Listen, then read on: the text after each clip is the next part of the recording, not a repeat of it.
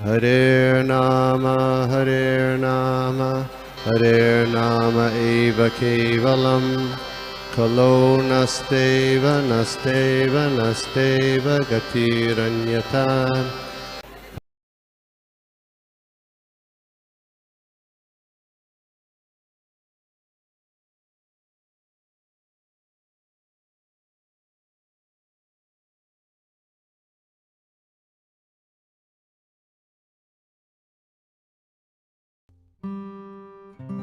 किसी का कोई हरे प्रश्न है तो कृष्णा। पूछ सकते हैं।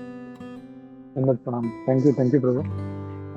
Thank you. जैसे प्रभु जी ने कहा ईगरनेस होना चाहिए, प्रश्न पूछना चाहिए, तो सभी भक्तों से रिक्वेस्ट है, कोई शंका है तो उसका समाधान आप प्रभु जी से ले सकते हैं। Hare Krishna. Start raising a hand.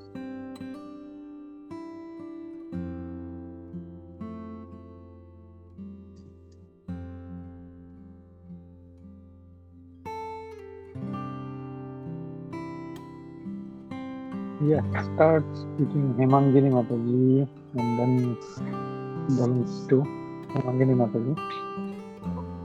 हरे कृष्णा प्रभु जी। दंडवत प्रणाम। सुबह के चरण। दंडवत।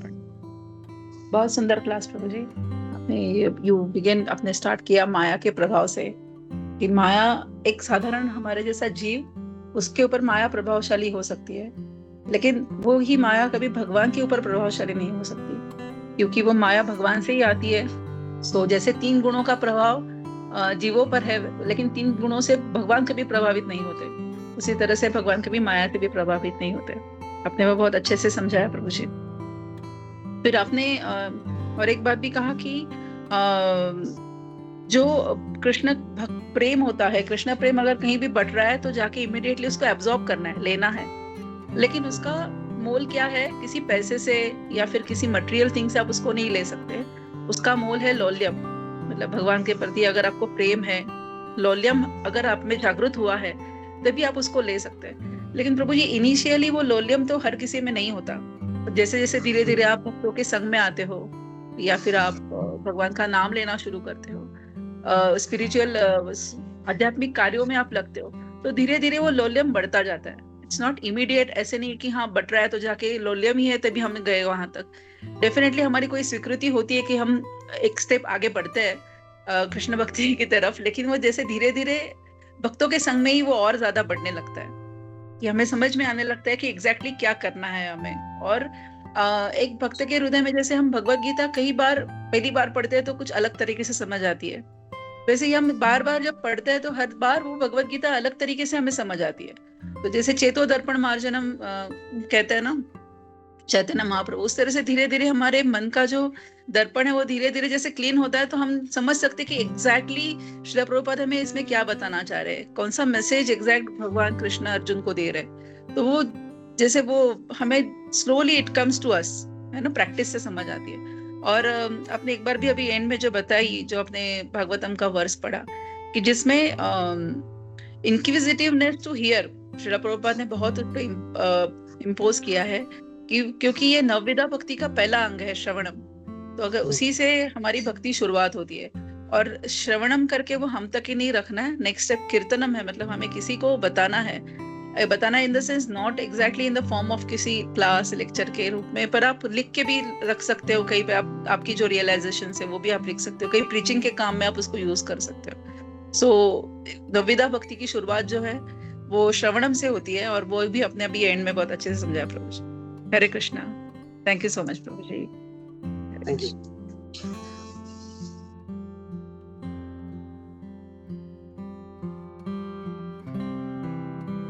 हरे कृष्णा प्रभु। दंडवत प्रणाम। दंडवत प्रणाम। प्रभु first of all thank you so much for such a nice session प्रभु, जिसमें प्रभु आपने वो एक बहुत अच्छा लगा प्रभु, जो अभी जो सीरीज चल रहा है प्रभु, जिसमें कभी विदुर जी के बारे में आ रहा है, कभी हिरण्यकशिपु के बारे में बात ये हो रहा है, तो आपने वो एक कनेक्टिविटी आपने बहुत अच्छे से समझाया, मतलब कि मतलब कैसे मतलब हम इसको देख रहे हैं। मतलब पहले हमने हिरण्यकशिपु के बारे में जाना, फिर बीच में विदुर जी के बारे में आया, फिर अभी अगेन अभी वरादेव के ऊपर अभी हम टॉपिक निकाल रहे, तो वो आपने बहुत अच्छा लगा। तो वो कनेक्टिविटी आपने उसको वापस क्योंकि इट विल कंफ्यूज, मतलब क्यों कैसे बार बार वो चेंजेस हो रहे हैं प्रभु। दैट वन थिंग आई, मतलब बहुत अच्छा लगा, मतलब वो कनेक्टिविटी आपने किया प्रभु। एंड वन थिंग प्रभु, एक रियलाइजेशन ये था प्रभु कि ये श्रवणम के बारे में आपने बताया प्रभु। ये हमारे जो अभी जो साधु संघ ग्रुप है उसमें हम almost we are completing 5 years। तो ऐसा लग रहा था कि जब शुरू में हम लोग जब भागवतम अटेंड करते थे तो हम लोग कभी ऑन ऑफ होते थे, कभी मतलब कभी छोड़ दिए, कभी अटेंड नहीं कर दिए।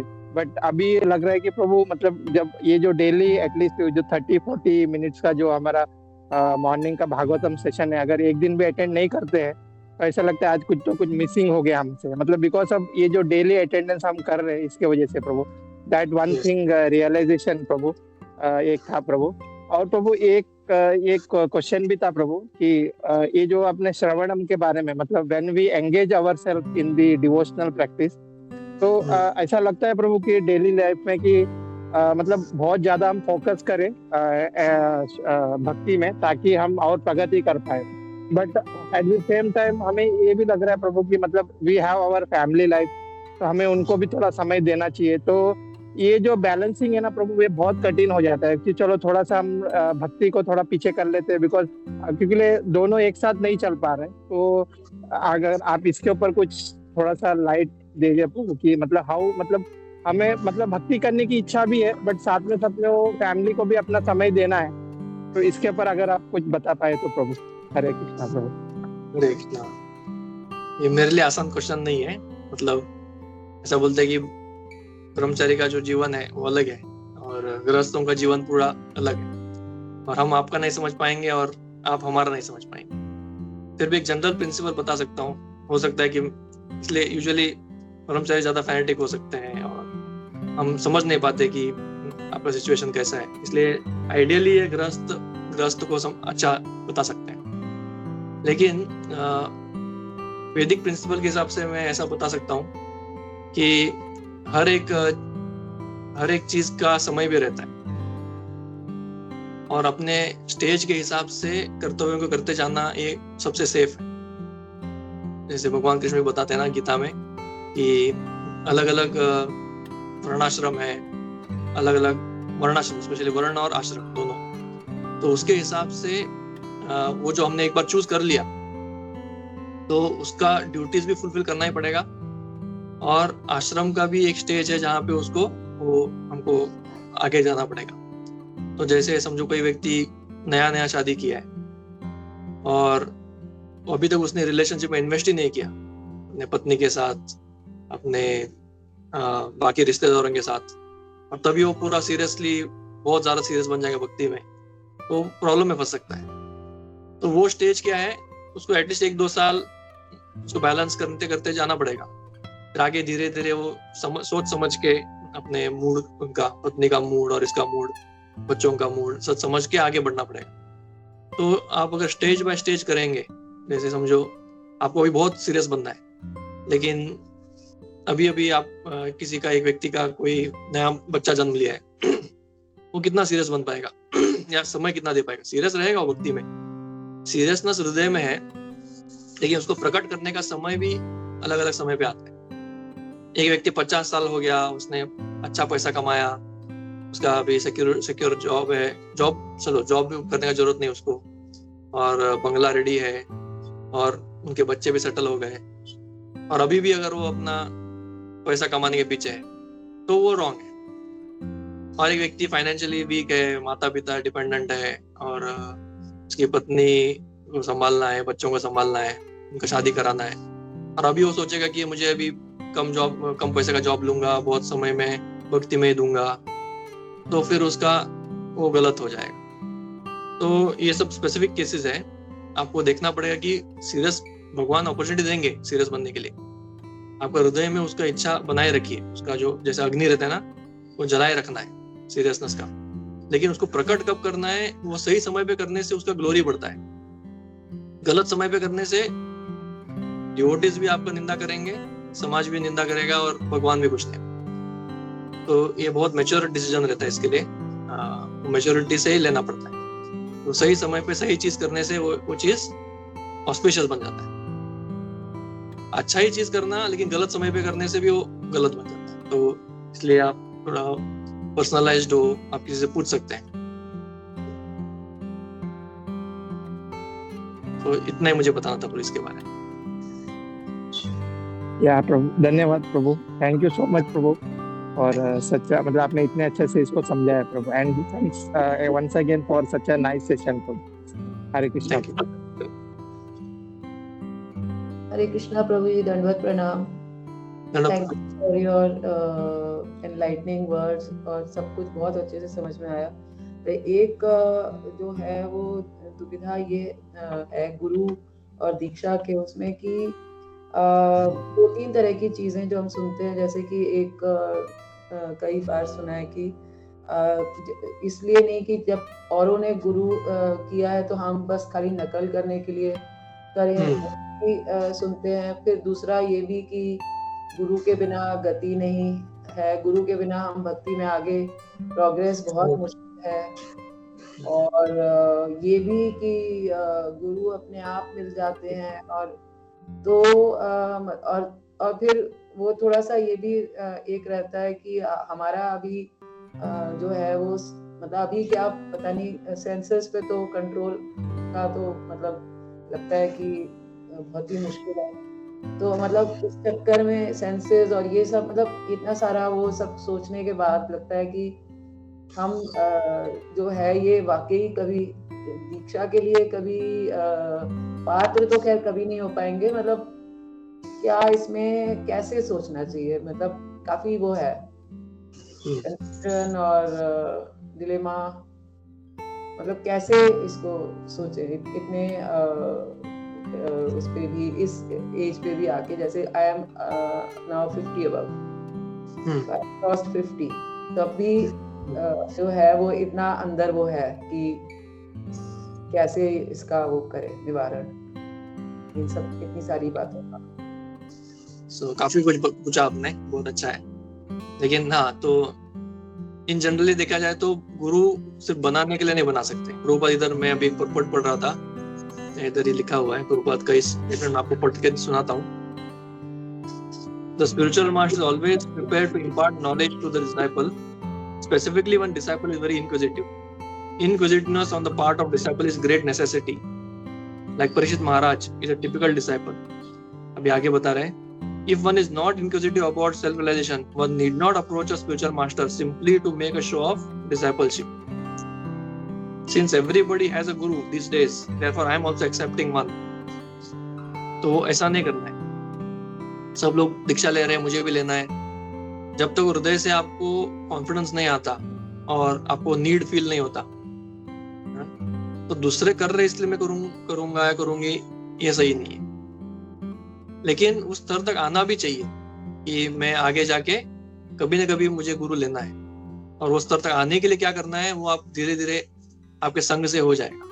जैसे आप भक्तों के साथ संग करेंगे और श्रवणम कीर्तन करेंगे, तो हृदय से जो अपने आप एक इच्छा आएगी कि मुझे भी एक गुरु चाहिए। स्पेशली गुरु मतलब लेना मतलब क्या, ये भगवान का एक प्रणाली है भगवान को प्राप्त करने का। भगवान ने ये सिस्टम बनाया, ये गुरु के बिना भगवान किसी के वश में नहीं आते। वश में नहीं आते मतलब भगवान किसी के नहीं होते। तो एक गुरु स्वीकारने के लिए क्या चाहिए, जैसे हम बोलते हैं ना, भगवान क्या बोलते हैं, सर्वधर्मान परित्यज्य मामेकम शरणं, आप मुझे शरण में आ जाओ। तो प्रभुपाद बताते हैं शरण में भगवान के डायरेक्टली कैसे जाएंगे। अर्जुन थे उधर, तो अर्जुन को उन्होंने बता दिया। अभी हमको शरण में किसके जाना है, भगवान के प्रतिनिधि के शरण में जाना है। तो जब भी आपको फीलिंग आएगा कि मुझे अभी भगवान का शरण लेना है, तो आप भगवान को ढूंढने से अच्छा है डायरेक्टली आप किसको ढूंढना पड़ेगा, उनके प्रतिनिधि को ढूंढना पड़ेगा। तो उस समय आपको सब खुलासा हो जाएगा कि अभी मैं तैयार हूं क्या नहीं। और जो आप बोल रहे कि अभी मैं तैयारी कर रही हूँ, वो तैयारी भी आप करते रहिए, थोड़ा समय भी ले सकते हैं। जैसे जो 4 नियम का पालन और भी काफी जो चीजें हैं, कॉन्स्टेंटली जप करना अच्छी तरह से, तो इसके लिए आप समय भी ले सकते हैं। जैसे कोई भी डिवोटी पीछे नहीं पड़ सकता कि आप जल्दी करो। मैं जानता हूँ थोड़े डिवोटीज कोई 5 साल रुकते हैं, कोई 7 साल भी रुके हैं, रुक के आराम से लिए, उससे कोई नुकसान नहीं होता। और जो भी आप हरे कृष्ण महामंत्र जप कर रहे हैं, उसका फल मिलेगा, अभी से शुरू हो जाएगा। ऐसा नहीं कि आपको दीक्षा होने के बाद ही वो मंत्र इफेक्टिव है। हरे कृष्ण महामंत्र का इफेक्ट जो है वो अभी शुरू हो गया है ऑलरेडी आपके जीवन में, और वो आप जब करते रहिए अच्छी तरह से, फिर वो मंत्र के प्रभाव से ही आपको गुरु भी मिल जाएंगे।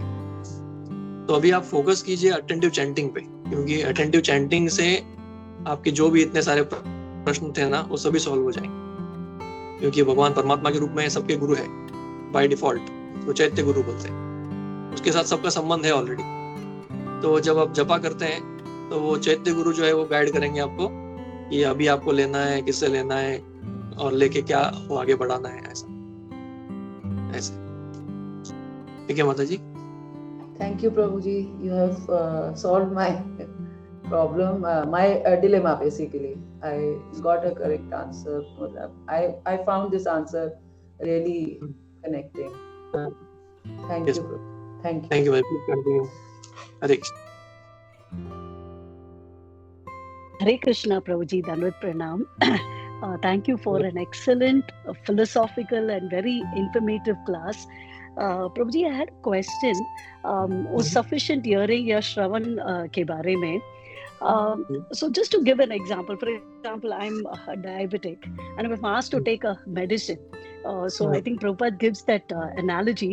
अगर medicine का effect and also the contents मुझे पता है, then I am actually willing to take it, more, what to say, with more enthusiasm, just to keep things under check. So Prabhupada ji, he equates that to, we need to have knowledge about the Lord.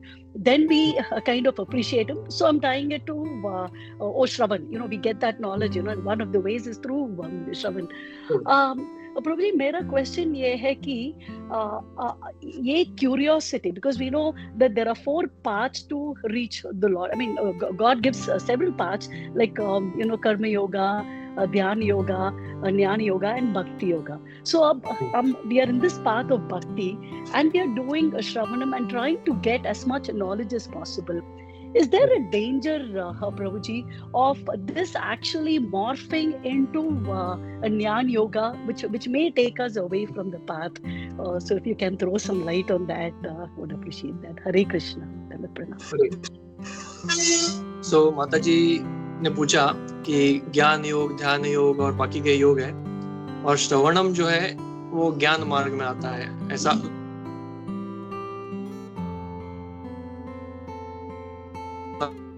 लेकिन वो गलत understand defines as differentiation in matter and spirit. मतलब अगर basically ज्ञान देखा जाए वो सांख्य में आता है।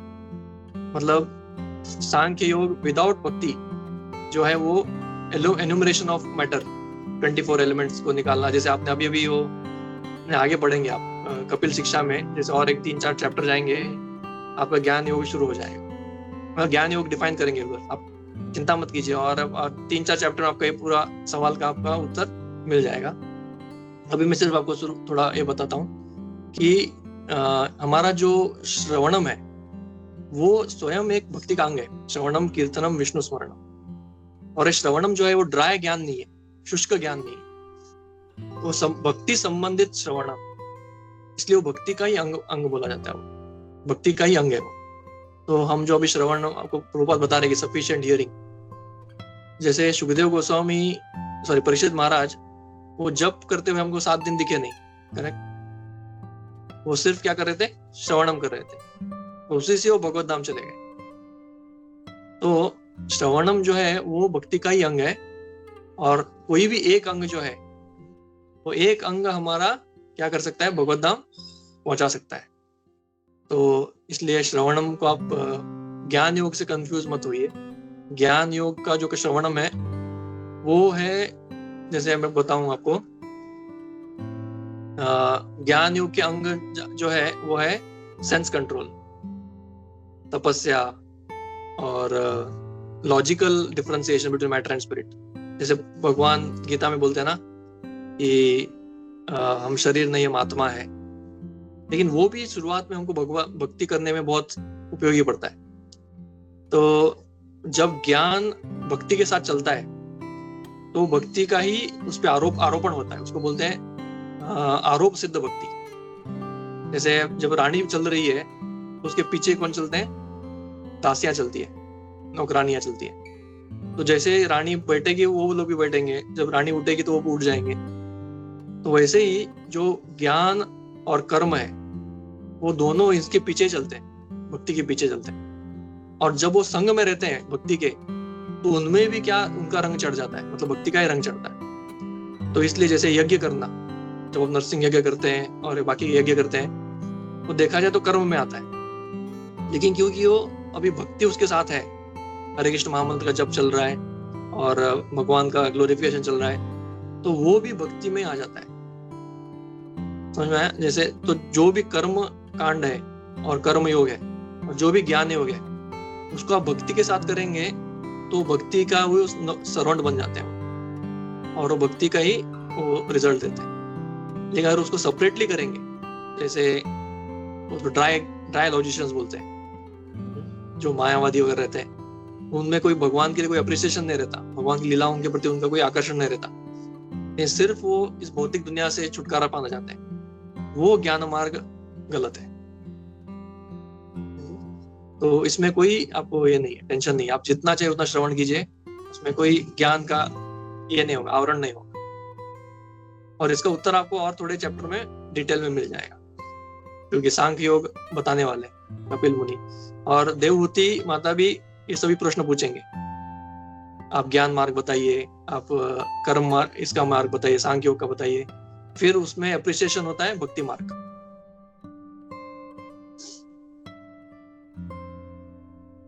Thank you so much, Prabhuji. Yes, Prabhuji, because this is always bothering me. Can we go in the part? But you explained beautifully with the analogy also, the Rani and Dasya, because this gets kind of consumed by bhakti. Then if we are in this part, thank you very much, Prabhuji. Hare Krishna. This comes in Bhakti Rasamrita Sindhu.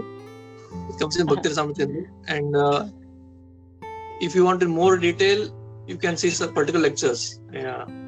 I can send Gopi Manor to while see. Sure, Prabhuji, that would be really helpful. Thank you. Hare Krishna. Hare Krishna. Thank you, Prabhu. प्रणाम. Thank you, everybody. तो बहुत अच्छा प्रभु, आपने सारा जो आज के श्लोकों का विश्लेषण किया बहुत अच्छे से, और कैसे जो है हम लोगों को ईगरनेस जो है वो होना चाहिए, हम लोग को उत्सुकता होना चाहिए, नहीं तो हम लोग भक्ति में आगे नहीं बढ़ेंगे हम लोग। तो that's a very big lesson हम लोगों को जो सीखना चाहिए कि न सिर्फ हम लोग आए सुने और चले जाएं, वैसे नहीं होना चाहिए। हम जस्ट जैसे रूटीन वर्क आया और सो गए, वैसे समथिंग कॉन्सिडेंटल। तो हम लोग इसको सुन रहे हैं तो जीवन में इसको अप्लाई भी करना चाहिए और उत्सुकता होना चाहिए कि हम भक्ति में कैसे आगे बढ़े। तो उसमें जैसे आपने जो 2.2.37 पढ़ा, उसमें बता कि जो नहीं कर रहा है, आगे बढ़ नहीं रहा है, जस्ट कर रहा है, स्यूडो डिवोटी, ये एक पॉइंट उसमें समझ में आया। आई वाज थिंकिंग लाइक कुछ लोग आते हैं, सिर्फ सुनते हैं, चले जाते हैं, they are just they don't have eagerness to progress, और they are staying behind, lacking behind that eagerness. तो वो eagerness क्यों नहीं है? Because they are just doing it for the just करना है, इसलिए करना है। तो that is one thing। और ये इसके लिए बहुत जरूरी है कि हम लोग we create that eagerness। और जैसे आपने बताया कि लॉलियम होना बहुत जरूरी है हमारे लिए। अगर ग्रीड है हमारे अंदर तो we keep on progressing, और that will make us progress spiritually। तो thank you प्रभु जी, ऐसे ही आते रहिए और अपना संग देते रहिए प्रभु जी। तो हम लोग मिलते रहेंगे ऐसे ही और आपसे श्रवण करते रहेंगे। बहुत बहुत धन्यवाद प्रभु। हरे कृष्णा, दंडवत प्रणाम। कल्पतरुश्च कृपा सिन्धुभ्येव च पतितानां पावनेभ्यो वैष्णवेभ्यो नमो नमः। अनंत कोटि वैष्णव की जय। प्रभुपाद जय। विष्णु गोविंद की जय। विजय सर्जन प्रिय प्रभु की जय। हरे कृष्णा, दंडवत प्रणाम। हरे कृष्णा, दंडवत प्रणाम।